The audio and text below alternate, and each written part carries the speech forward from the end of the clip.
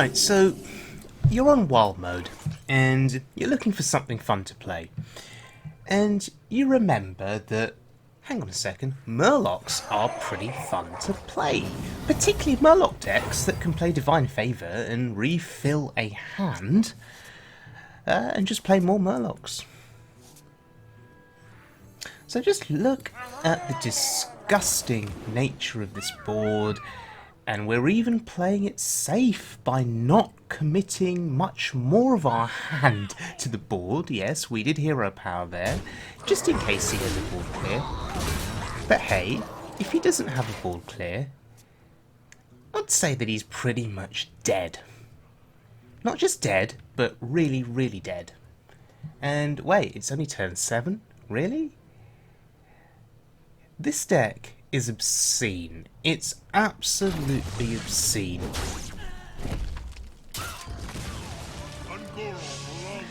And oh my god, Sunkeeper Tarim did absolutely nothing. Absolutely nothing. Wow. Yeah. Obscene and insane.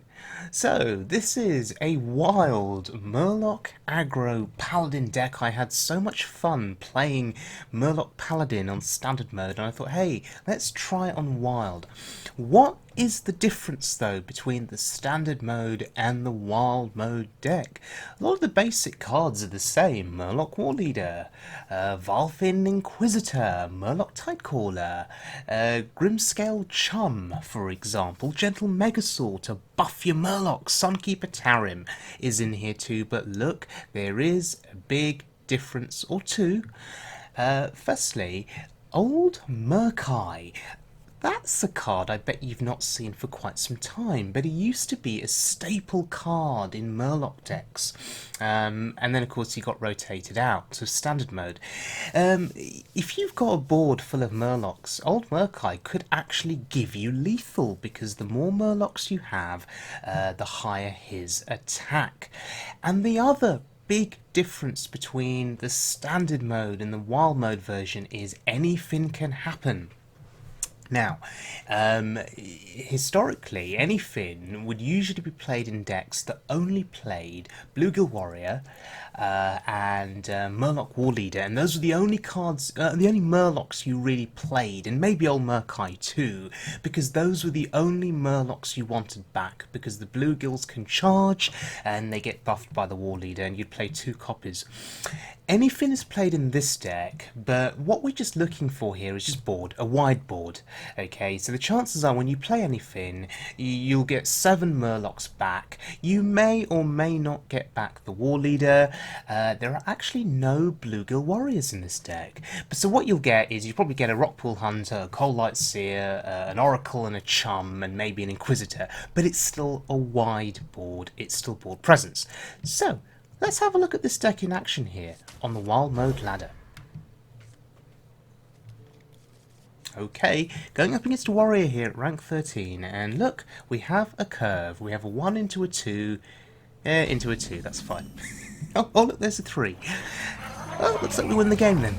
Well, it sounds quite arrogant of me, doesn't it? But just look at what's going to be played out here. Turn 2, we've got a choice between 2 different cards, and then turn 3 we have the Warleader. Okay, this is not Pirate Warrior, as I was expecting it to be, it's Taunt Warrior. So we just play the Tidehunter. Now, the Tidehunter is the better choice here because it's putting 2 bodies down onto the board. Next turn, the Warleader buffs all of those Murlocs. Do you see what he's doing? Do you see what's coming on his turn 3? Ravaging Ghoul is his plan. And we just wrecked his plan. Yeah, and he says astonishing. I saw through his plan there. And, yeah, I'd say it's game over. Oh, that's a shame. I'd have liked the other Warleader to have come out. Oh, look, there's Murk-Eye. Hello. Ha! 9-5. Disgusting. Right, okay. So, yeah. Okay, sure. Yeah. Concedes, wow. This deck is very powerful. If you get the early curve, it's very, very powerful. Right, heading into our next game, at rank 10 here, and it's against a Paladin. We have a curve, kind of. I mean, we don't have the War Leader to play on turn 3, but, well, we're fine.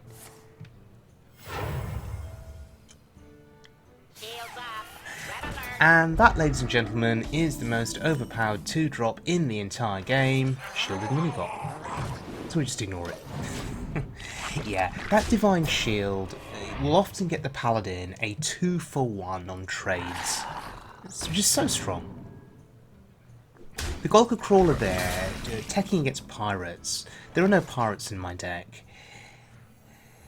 So I think we just go wide here, right? Play the Tide Hunter and the Inquisitor. So what we're doing here is we're just going as wide as we can. We get that trade in, and we go face. We force him to make the trade now between the 2-3 and the 5-2. We just hope that... Oh, okay, I was going to say we hope there's no muster for battle, because muster for battle absolutely wrecks our board. Oh, hello. Just on time. Ooh! +1/+1, or +3 health. +3 health is really good against the dudes, right? Huh. 6 health Inquisitor. Alright. So, there's a 5-4. Now, usually you'd expect True Silver Champion here on turn 4. No, he still thinks there's pirates on the board. There are no pirates on the board. But that's a very telling read. It says to me that he doesn't have True Silver Champion, and therefore now maybe I don't need to play around it. Because if he had it, he would have killed the Megasaur. So now maybe we can just go all in. I mean, what we're afraid of is Consecration.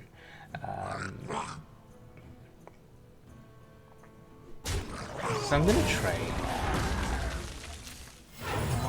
Now, if he has Consecration, he removes most of my board, which is very unfortunate. However, if he removes my board, I simply refill my board. Notice that Divine Favour played at a very opportune moment there for us. But there's no Consecration in hand. It's just Secrets. So what, this is just Secrets Paladin? Does that mean Mysterious Challenger is coming down next turn? Not that I care. Not that I care at all. Because look at the board.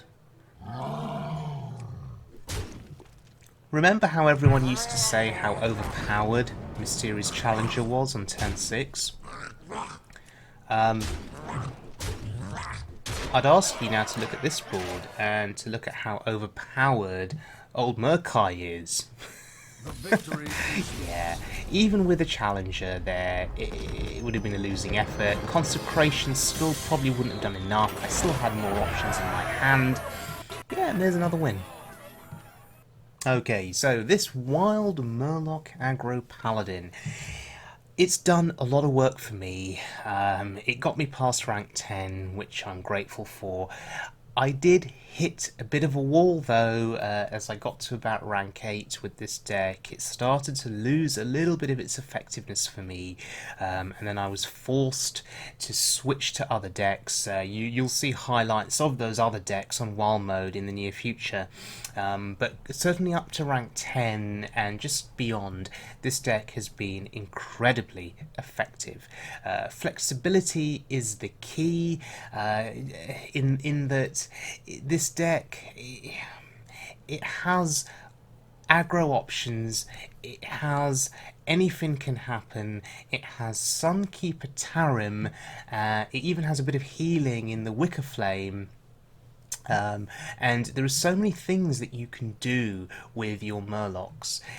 You know, the the Megasaur gives you a choice of different buff effects, which is insane. Hydrologist offers you a choice of different secrets, which is insane. And Divine Favour refills your hand. So yes, all in all, there is good flexibility within this deck to take a number of different roads or a number of different courses of action. However, what it lacks is Consecration, and what it lacks is True Silver Champion, which my standard mode deck had. The assumption here in wild mode, or in this deck specifically, is that you can just go with the aggro and then use a bit of that flexibility from Sunkeeper or from a secret that you discover, using a bit of that flexibility to help defend your board where needed, or to protect your face where needed. So thank you very much for joining me, everyone. I hope you enjoyed the video. If you did, please subscribe, I'd be very grateful, and I'll see you all again very soon for more standard mode or wild mode action.